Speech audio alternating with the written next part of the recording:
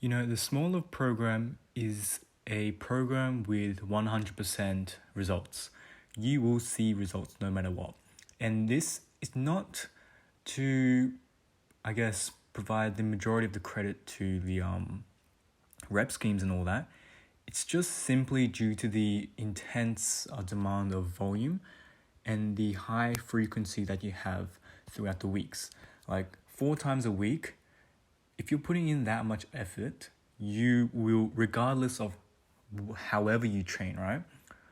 Even if you do as long as you're just above a threshold of a particular volume, you will see progression.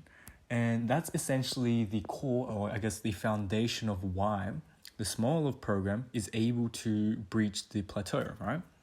It's because there is just a sudden discrepancy in the training methodology of your training beforehand, which it's just completely undermined by how overwhelming the Smolov program is, right? Now, although that is a definite proof, or that's one of the definite proofs of the success of Smolov's program, it's also a double-edged sword. The biggest fear and the biggest limitation of this program is due to this sheer high frequency of this program, you are left with minimal recovery, and your recovery is basically it needs to be perfect. Your recovery your schedule, right? It needs to revolve around this program. Simply because if you're not getting adequate sleep or adequate nutrition, hitting all your macronutrients, you're going to injure yourself. You're not going to recover. Your joints will be achy. Your muscles will be fatigued. You will simply just not have the energy or the capacity to go through this whole program, right? Now, my first impressions of this program was, going into this, I didn't necessarily think this was all that high of volume, right?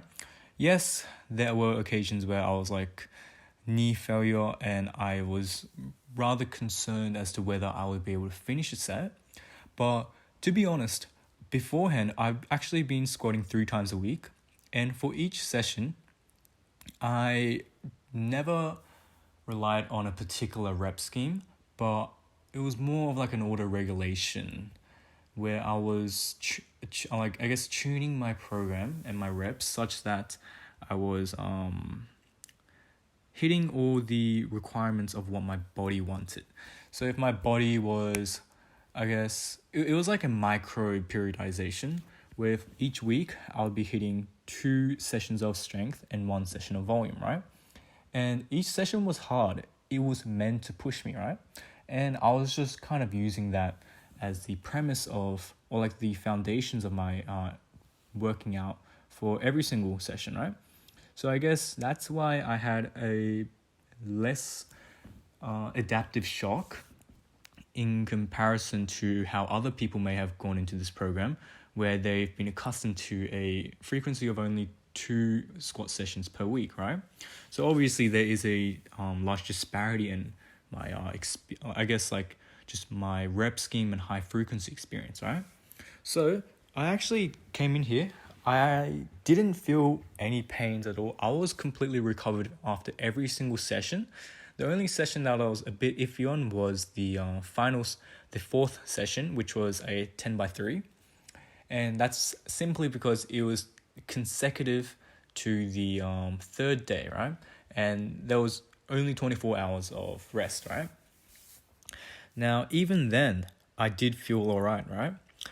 I feel like there were occasions where my knee joints, they felt sore, right?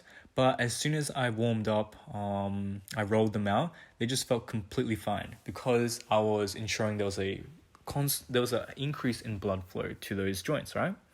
So, that's why I guess going into this program, ultimately I wasn't too fussed about the high frequency and just the high volume demand. But the one thing that's been persistent throughout the part, I guess, this week was lower back pain, right? I felt a lot of discomfort in my lower region, my lumbar region, while squatting near the ends of my sets, and simply just holding the weight on my back sometimes and letting it go. There was a sudden release on my back, and it was kind of painful, right? It was not to the point of immobilization or like distinct pain. It was more of a discomfort and like an achy feeling, right? No sharp pains. But that was definitely something that I wanted to bring up or concern about, because with the lumbar spine being the sheer weight bearing vertebrae, right? That position, right? When you're going down into the squat, the eccentric, right? You want to be ensuring that you're in a neutral spine or position, right? And I feel like no matter how I change my position, right? As soon as I go like mid halfway down, like near the top in the eccentric, I just feel this sudden like this tinkling, like an inkling of pain that just, I guess, resides in my lower back. And it's like it's always the first rep of the first set in the exact same position going down. That's why you sometimes see me being a bit inconsistent in my rep speed. Sometimes you see me going super slow in the top part, and then you just see me like go down a bit faster and going up faster on other reps, right? And that's mainly because I'm just trying to be very aware of that spinal position. Now, I've tried bracing, I've tried like warming up my abs, engaging them, like just the typical stuff in order to keep that healthy spine posture, right? But I feel like, I guess there may be a extent of overtraining that my lower back just cannot bear with, right? And although all my other body parts feel completely fine, they feel completely healthy, fully recovered for each session, it's just the lumbar spine that's lagging behind. And I guess since it is the quite literally the vertebrae that holds all the weight, I guess if you keep exposing your spine into those areas to the point where in your last few sets and your last few reps, you are actually compromising the posture and like the form of your squat, then that's where problems occur, right? And I think that's where I've been exposed to the injury-prone side of the Smolov program. So, that was definitely something I wanted to bring up. For tomorrow's session, I have to do 10 sets of 3 at 120 kilos.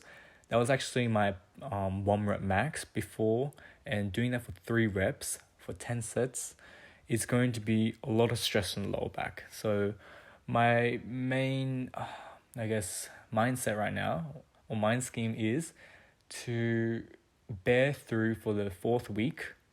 And after that, there's a 2-week break where you're just doing some basic accessory lifts, right? And I was going to use that as a recovery for my back. So yeah. Also, surprisingly, I'm definitely seeing, not surprisingly, but I'm definitely seeing improvements, right? The 110 kilos, like last week's session, I was struggling to do 3 reps. Now I'm doing 7 sets of 5 effortlessly, right? And this was I would say probably one of the easiest training sessions of this week. So yeah, I'll finish it off here, and I'll see you guys next time.